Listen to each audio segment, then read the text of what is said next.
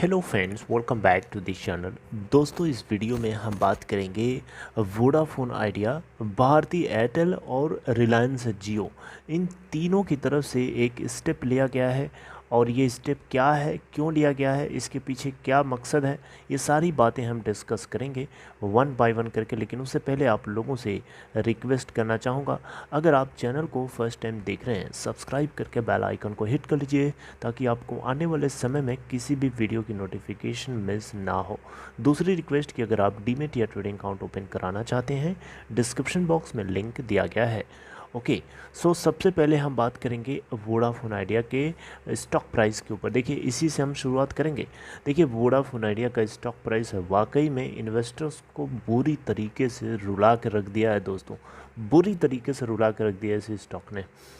मतलब कोई इसमें एनर्जी नाम की चीज़ ही नहीं है, एकदम गायब हो चुकी है, एकदम मतलब डेड हो चुका है एक तरीके से देखा जाए तो ये शेयर। अभी देखिए 22 मार्च, आपको पता है कि इसकी ई वोटिंग शुरू हो रही है, इसकी ईजीएम है, फंड की बातें हो रही हैं, उसके बाद भी ये डबल डिजिट 10.00 से ऊपर ही नहीं जा रहा है। अब क्या होगा इसका, अब गॉड नोस, आगे देखते हैं क्या डेवलपमेंट होता है, क्योंकि लोगों को भरोसा एकदम ख़त्म हो चुका है और जो इसके स्टॉक प्राइस के मूवमेंट से साफ साफ रिफ्लेक्ट हो रहा है। आप लोगों को क्या लगता है, आपको क्या फ्रस्ट्रेशन नहीं हो रही है इसको देख करके? आप कमेंट बॉक्स में बताइए, और नहीं हो रही है तो क्यों नहीं हो रही है, क्या कारण है उसके पीछे।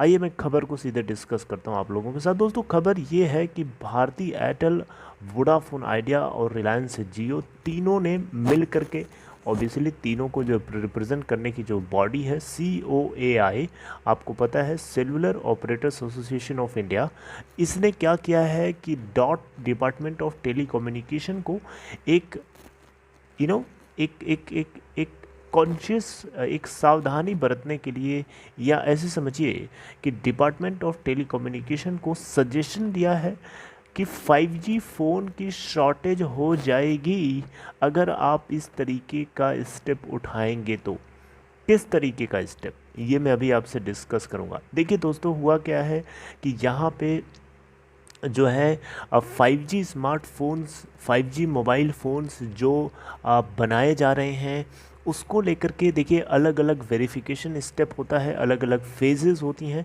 तो यहाँ पे क्या है कि जितना नंबर ऑफ़ फेजेस बढ़ाए जाएंगे उतना ही ज़्यादा उसके डिस्ट्रीब्यूशन में डिले होगा। यहाँ पे तीनों कंपनीज़ को रिप्रेजेंट करने वाली body cellular operators association of India ने डॉट यानी डिपार्टमेंट ऑफ टेलीकम्युनिकेशन की अंदर एक काम करने वाली बॉडी है जिसका नाम है TEC यानी टेलीकॉम इंजीनियरिंग सेंटर, इसको रोकने की सलाह दी है। यानी टेलीकॉम इंजीनियरिंग सेंटर की तरफ से ये कहा जा रहा है कि ये एक तरीके से फेज़ 5 जो है मैंडेटरी है टेस्टिंग एंड सर्टिफिकेशन के लिए टेलीकॉम इक्विपमेंट्स रिजाइम, जो कि एक नेक्स्ट जनवरी से स्टार्ट होने वाली है। मेरी बात को आप शायद अभी भी नहीं समझ पा रहे होंगे क्योंकि मैं पूरी तरीके से अभी समझा नहीं पा रहा हूँ इस चीज़ को। मैं देखिए ये कहना चाहता हूँ कि TEC जो है टेलीकॉम इंजीनियरिंग सेंटर, ये एक तरीके का ये स्टेप इंट्रोड्यूस कर रहा है जो जितने भी इस तरीके के आइटम्स होते हैं, जैसे कि स्मार्ट वॉचेस हो गए, वेरेबल्स हो गए, स्मार्ट कैमरास हो गए, मोबाइल फ़ोन्स हो गए, जो 5G स्मार्टफोन्स बनाए जा रहे हैं, उसको लेकर के यहाँ पे टेस्टिंग एंड उसको एक इंटीग्रेटेड वे में टेस्टिंग एक बहुत इंपॉर्टेंट यहाँ पे हिस्सा माना जा रहा है। और जिसको लेकर के टेलीकॉम ऑपरेटर्स जैसे कि Jio, Voda Idea and Airtel oppose कर रहे हैं। ये नहीं चाहते हैं कि फेज़ 5 को इंट्रोड्यूस किया जाए, क्योंकि उससे इनका बोलना है उससे कंज्यूमर तक जो प्रोडक्ट 5G स्मार्टफोन पहुँचेगा उसमें डिले होगा, और उसमें डिले होगा तो इनका आरपू कैसे अफेक्टेड होगा, आपको ये बात पता होना चाहिए। आरपू यानी एवरेज रेवेन्यू पर यूज़र, ये एक ऐसा पैरामीटर होता है जो किसी भी टेलीकॉम ऑपरेटर की ग्रोथ को रिफ्लेक्ट करता है। तो अगर किसी भी कंज्यूमर तक 5G स्मार्टफोन अगर देरी में पहुंचेगा तो वो 5G सर्विसेज को नहीं यूज़ कर पाएगा, वो देरी में यूज़ करेगा। तो जितना ज़्यादा डिले होगा 5G स्मार्टफोन पहुंचने का कंज्यूमर के हाथ में, उतना ही ज़्यादा कंपनीज़ के एवरेज रेवेन्यू पर यूज़र के अंदर इम्पैक्ट हमें देखने को मिलेगा नेगेटिव डायरेक्शन में, जो कि बिल्कुल भी कंपनीज़ के फेवर में नहीं है।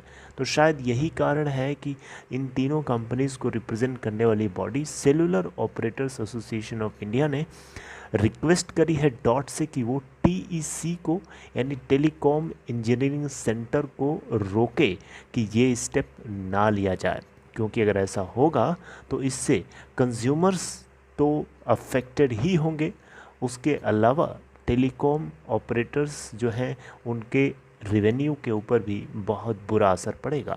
इसके अलावा इंडिया का जो सपना है डिजिटाइज होने का, उसमें हम थोड़ा सा पीछे ही हो जाएंगे, आगे नहीं होंगे, पीछे होंगे, क्योंकि 5G स्मार्टफोन्स का जितना जल्दी से जल्दी मैन्युफैक्चरिंग करके कंज्यूमर्स तक बल्क में बांटना, जितना तेज़ी से काम होगा उतना ज़्यादा इनके लिए बेहतर रहेगा, बेटर रहेगा।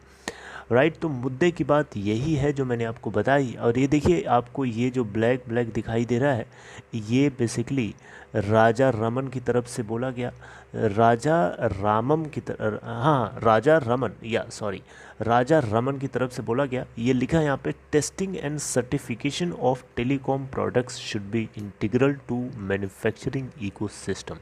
ये एक वेबिनार ऑर्गेनाइज कराए गए थे टेलीकॉम इंजीनियरिंग सेंटर की तरफ से, तो उसमें इन्होंने जो है मेंशन किया इस बात को लेकर के। तो यही चीज़ है जो टेलीकॉम ऑपरेटर्स को थोड़ा सा अटपटी लग रही है, जिसको रोकने के लिए इन्होंने डॉट से रिक्वेस्ट करी हुई है। तो आई होप जो कंक्लूजन पॉइंट है इन तीनों ऑपरेटर्स के एक साथ कंप्लेन करने का आपको समझ में आया होगा। तो दोस्तों बस इतना ही इस वीडियो में। आई होप आपको इन्फॉर्मेशन समझ में आई होगी। अगर अच्छी बात अगर आई है तो अच्छी बात है। आप सपोर्ट करने के लिए वीडियो को लाइक कर सकते हैं, और बाकी अपना ख्याल रखिए। मैं आपसे आगे मिलता हूँ नेक्स्ट इन्फॉर्मेशन के साथ। और बाकी वोडा आइडिया के स्टॉक ने लोगों को बहुत ज़्यादा डिसअपॉइंट किया है। दोस्तों, आप लोगों का क्या ख्याल है कमेंट बॉक्स में बताइएगा। मैं आपसे मिलता हूँ नेक्स्ट टाइम। Take care.